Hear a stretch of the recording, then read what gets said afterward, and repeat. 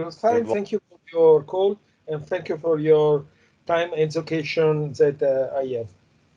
I mean, you might know a country like South Africa, we are very resource heavy in the fact that we export a lot of our resources. A lot of that gets exported to especially countries like China, where they rework it and we then import it. Of course, the problem for us is that we have our own developmental plans, and one of those was to make sure what we call localization and beneficiation. That means that our own resources, we add benefit to it and we make it available to the local economy. Of course, with the COVID now, those plans have we had to put them on hold so that we can see how best to manage it. And of course, our ports were affected. Our rail system has been impacted by this. People are not working. What the government then did was, then they allowed certain essential services to still continue. And of course, our mining is a very important one for us because of the wealth in terms of our resources that we have in South Africa. So that certainly had a tremendous impact on our economy. We have the same problem that South Africa and any economy in the world is facing. Um, from one side, but it's real that the commodities are going up from copper to soil to soya to oil. Anything is going up. But uh, as if we can learn something by example, like China, for example, is that it's a matter of good management. Vaccine is a two legs. One is vaccine, welfare system, hospitals, logically, I mean, in general. And the second is crisis management. This is not only the health problem, it's the economical problem, the financial problem to avoid inflation and so far and so on. In South Africa, where I'm from, we also had the same kind of situation, and especially our economy has been badly impacted by the pandemic because the reports coming from the South African financial institutions, from the government, from the UNDP also indicates that it will probably take us 5 years to recover from this pandemic to pre-COVID-19 levels in our economy. I think that we can able to have a global frame, and when multinational big companies helps their employer and their families, and they reduce the burden of the welfare system for countries that have problems, we will have a worldwide herd immunity, and this will be help for us. Because if we have Italy good and South Africa sick, we have solved nothing. It doesn't help, that are important for us are our primary sectors, which would be mining and agriculture. Those were other important ones. So that's why I know that the South African government and companies have paid a lot of attention to make sure that at least let's get those industries going. Let's get the manufacturing going again. Let's try and get our people to work again. Those are important economies or industries for us, and that's why it helps us as a developing country that we are still able to have those exporting routes to a bloc like Europe, which is our most important bloc of where we export to in terms of our trade and the import. But then in terms of the individual countries, China is our main trading partner. So that's why for me, it's important that we need to keep those economies going. It's important that you have a China and a Europe that is functioning so that, and South Africa, obviously, we need to manage not only our economy, but in terms of the vaccination drive. If we can find to create a frame, a global frame, not only multinational alpha in 2 countries, beta in 3 countries, but as a standard, the multinational will gain. How? Is a brand image. Let me say that your multinational in my country can tell advertising, we supported 20,000 workers and 100,000 people because we vaccinate them in our plants. Is one that gives to us the possibility to grow up without inflation. So now again, thanks to God, is not a structural problem. Thanks to God, we have got example like China, like USA, like Germany, economies they are restarting, rebound, like Emirates, like Israel, They are growing faster than others. We also must be aware that we are in the same storm, the pandemic, but we are in the different boats. And China is a good example. Why? The infrastructure works. Uh, the main problem is that we have to avoid any kind of panic, and we focus on what really we are facing. We have, from one side, growing prices, and from the other side, we are plenty of money. Central banks supply money in different forms. In Europe, they buy bonds. In America, they give direct loans. Different forms, but at the end of the day, it's the same thing. Important for us is that we need to get our vaccination program going. I know certain countries in Europe, they've done well in securing the vaccines and giving the doses. In South Africa, it's the same. We've started with the older generation. We've then moved down to the 50s plus. We are now at the 39 to 49 age group that they are ready to get their vaccines. We've seen a tremendously positive response from especially the people from 39 to 49 in the way that they want to get vaccinated, and we will see even a bigger response to younger people because they realize the importance of being vaccinated. And in order to get some kind of normality in our lives, it won't be the same as pre-COVID, but it's something that we are trying to resolve in South Africa. And obviously, the whole issue about there are people who are spreading fake news, but we are quite active in the media circles, in government circles, say it's important that you get vaccinated. Like here, also here, we have people that for political electoral reasons, they are spreading fake news about vaccines, about conspiracy theory.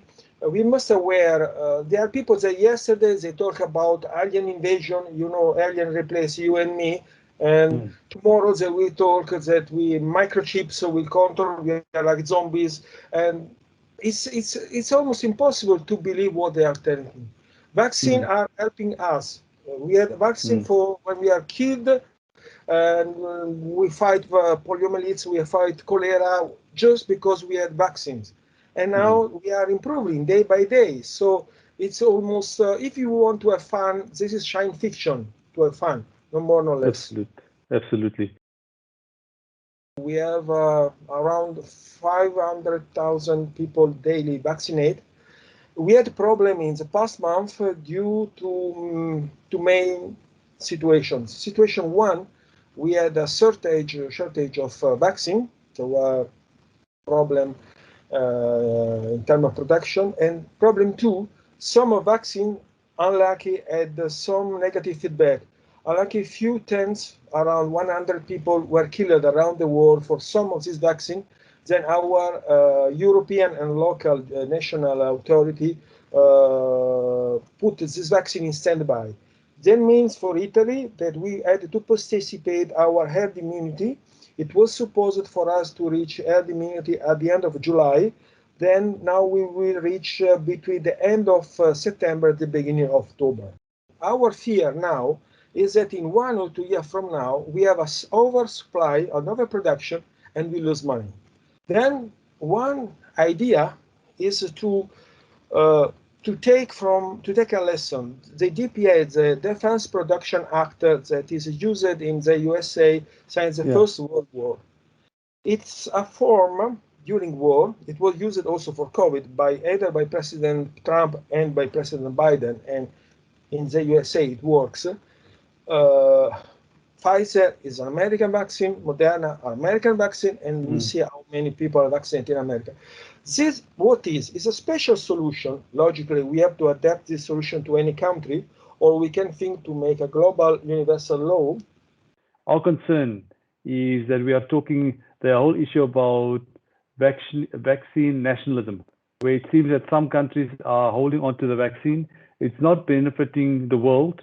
It's not benefiting the global economy, because you can't have one section of the global economy that's still struggling to come to terms and dealing with this pandemic. What we've said as well as a country is that we will export some of the vaccines that are being manufactured here. We'll be exporting that to other countries in Africa, but also developing countries where that's needed, because we need solidarity now during this time of this pandemic. And as a country, we've committed ourselves to, we will make sure that, of course, it's important that we continue growing as a country and fix our economy, but we also have to have solidarity with others on the continent and in other parts of the world. So we are not going to step back from our responsibility in that regard. Let me say 1 million vaccine for each year for the next 5 years. It's only an example. Then we are sure that we will have the return of investment to make our investment. We own the plant, we have the technology, we have the management, the government help us and give us a market. We have the two main vaccines here is the Johnson & Johnson and then Pfizer as well.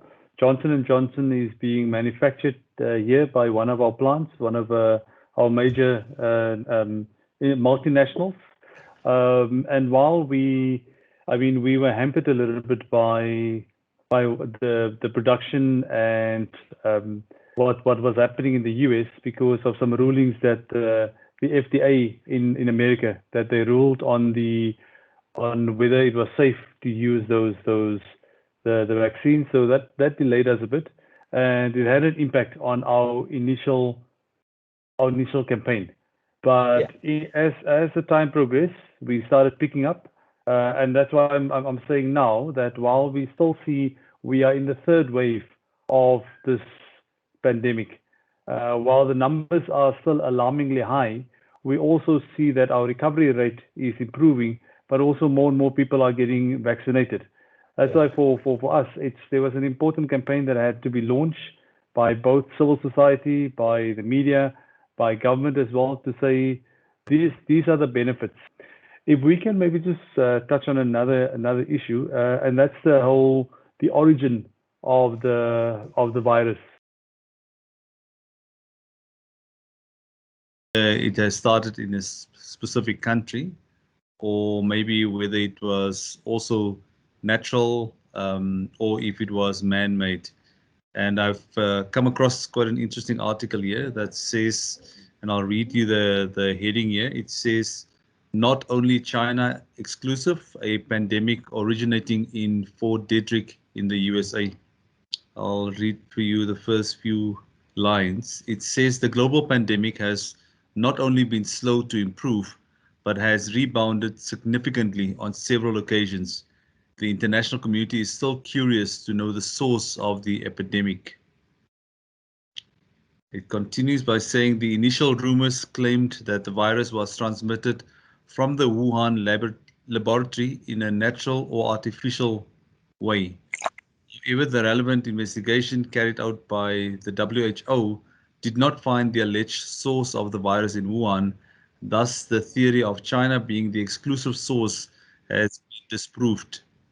And it also talks about investigations indicate that the US military base is a more likely source of the virus, and that the first traces of the SARS-CoV-2 came from the US and the garrisons of the Armed Forces Blood Program that later became the epicenters of the spread of the virus. So I think this is a different take to what we've seen and what has been reported, because it's quite difficult to really analyze as to what was the origin of this virus. Paolo, as I've indicated to you, the origin of the coronavirus, it's very unclear at this stage as to where it comes from. Because even in a case like in South Africa, for instance, our first cases were reported after a group of South Africans traveled from Europe and specifically from Italy, and they brought the virus to South Africa.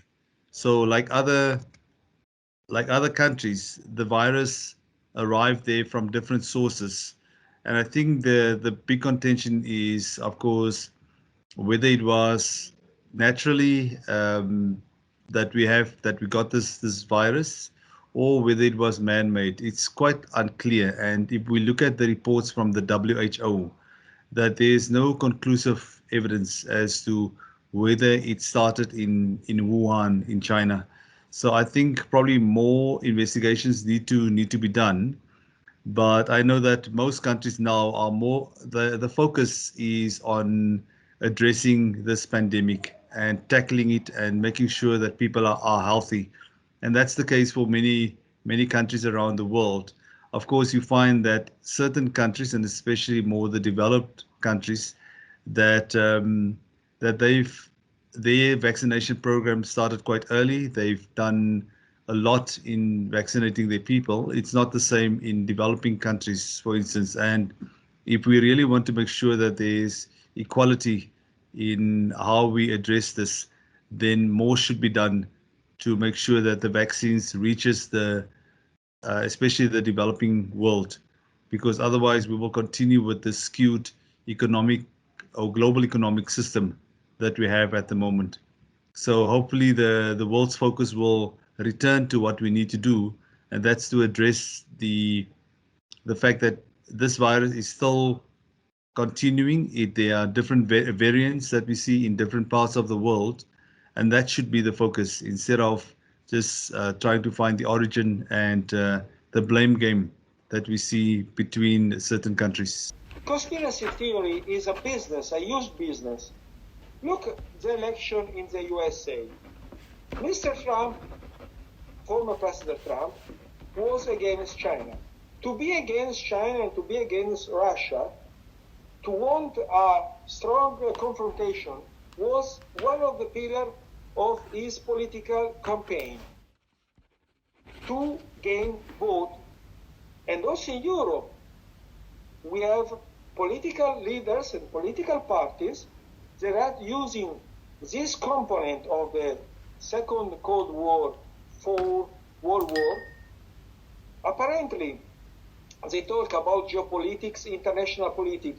But if we go a bit deeper, we scratch the surface, it's just political, electoral competition, national one. A third element, a third reason is the media. You can affect opinion and you can influence opinion. If you day by day tell to the people, hey, look, this happened here. For example, the virus came out of China from Wuhan, a laboratory. The virus came from USA, from Fort Derry, and so far and so on. If you repeat many times, because of your gain, the gain we have mentioned before, it's logic to imagine, to figure out that we have an influence. We have to go there, to take this bath, to study this bath, to understand what is this virus. This is the only origin that lasts, and then to find drugs, to find vaccines, to find therapies. Because people are killed by such virus. This is the only real origin. Paolo, I would like to thank you for your time and your insight into this discussion, and let's work together and find a solution. Thank you. My pleasure to meet you.